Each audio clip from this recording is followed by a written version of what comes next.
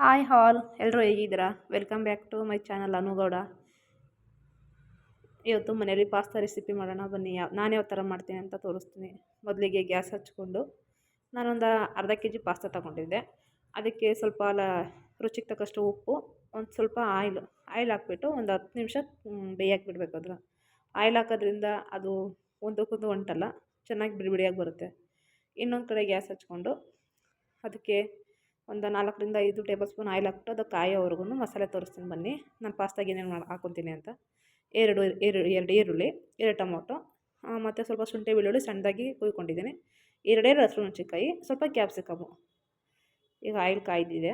ಅದಕ್ಕೆ ಸ್ವಲ್ಪ ಸಾಸಿವೆ, ಸ್ವಲ್ಪ ಲೈಟಾಗಿ ಜೀರಿಗೆ, ಇಷ್ಟೇ ಸಾಕು. ಸ್ವಲ್ಪ ಜೀರಿಗೆ ಮತ್ತು ನಾವು ಅದೇನು ಕಟ್ ಮಾಡಿ ಇಟ್ಕೊಂಡಿರ್ತೀವಿ ಈರುಳ್ಳಿ, ಶುಂಠಿ ಬೆಳ್ಳುಳ್ಳಿ ಏನು ಕಟ್ ಮಾಡಿ ಇಟ್ಕೊಂಡಿರ್ತೀವಿ ಅದನ್ನು ಹಾಕ್ಬಿಟ್ಟು, ಆಮೇಲೆ 2 ಹಸಿಮೆಣಸಿನ್ಕಾಯಿ ಹಾಕೊಂಡಿರ್ತೀವಲ್ಲ ಅದನ್ನು ಹಾಕ್ಕೊಂಡು ಸ್ವಲ್ಪ ಬಾಡಿಸ್ಕೊಬೇಕು ಒಂದು 2 ಸೆಕೆಂಡು.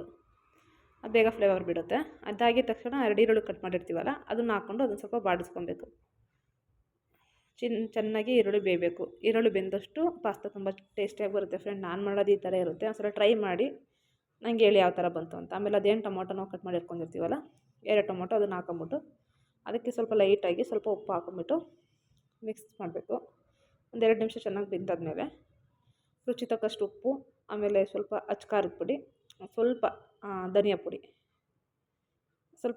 ಹಾಕ್ಬಿಟ್ಟು ಅದು ಚೆನ್ನಾಗದು ಎಣ್ಣೆ ಬಿಡೋರ್ಗು ಒಂದು 5 ನಿಮಿಷ ಬೇಯಿಸ್ಕೊಬೇಕು. ನೋಡಿ, ಅದು ನೀಟಾಗಿ ಬೇಯಿಸ್ಕೊಬೇಕು. ಅದಾದಮೇಲೆ ನಾವೇನು ಕ್ಯಾಪ್ಸಿಕಮ್ ಕಟ್ ಮಾಡಿ ಇಟ್ಕೊಂಡಿರ್ತೀವಿ ಅದು ಲಾಸ್ಟಿಗೆ ಹಾಕೊಬೇಕು. ಅದು ಕ್ರಿಸ್ಪಿಯಾಗಿ ಸಿಗಬೇಕು, ಆಗಲೇ ಚೆಂದ. ಅದು ಸಲ ಫ್ರೈ ಮಾಡಿಕೊಂಡು ನಿಮ್ಮ ಮನೇಲಿ ಇದ್ದರೆ ಬೇಕಾದರೆ ಸೋಯಾ ಸಾಸ್ ಹಾಕೊಬೋದು. ನಮ್ಮಲ್ಲಿ ಇತ್ತು, ಅದಕ್ಕೆ 1 ಸ್ಪೂನ್ ಹಾಕ್ಕೊಂಡಿದ್ದೀನಿ.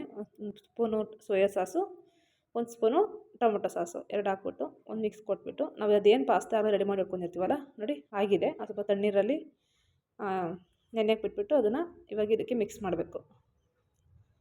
ಅದಾದಮೇಲೆ ಅದು ನಾವು ಇದು ಪಾಸ್ತಾ ಮಸಾಲ ನಾವು ಏನು ತಂದಿರ್ತೀವಿ 1 ಪ್ಯಾಕೆಟು ಅದನ್ನು ಹಾಕ್ಕೊಬೇಕು. ನೋಡಿ, ಪಾಸ್ತಾ ಮಸಾಲ ಹಾಕಿ ಒಂದು ನೀಟಾಗಿ ಒಂದು ಮಿಕ್ಸ್ ಕೊಟ್ಟರೆ ಗ್ಯಾಸ್ ಆಫ್ ಮಾಡ್ಬಿಡೋಕೆ ಟೈಮಲ್ಲಿ. ಗ್ಯಾಸ್ ಆಫ್ ಮಾಡಿಬಿಟ್ಟು ಸ್ವಲ್ಪ ಕೊತ್ತಂಬರಿ ಹಾಕೊಂಬಿಟ್ಟು ನೀಟಾಗಿ ಮಿಕ್ಸ್ ಕೊಡ್ರಿ ಫ್ರೆಂಡ್. ತುಂಬ ಟೇಸ್ಟಿಯಾಗಿತ್ತು. ನೈಟು ಊಟಕ್ಕಂತ ಮಾಡಿದ್ದೆ.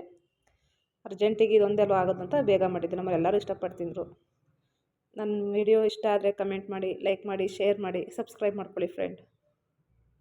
ಓಕೆ, ಬಾಯ್, ಟೇಕ್ ಕೇರ್ ಫ್ರೆಂಡ್.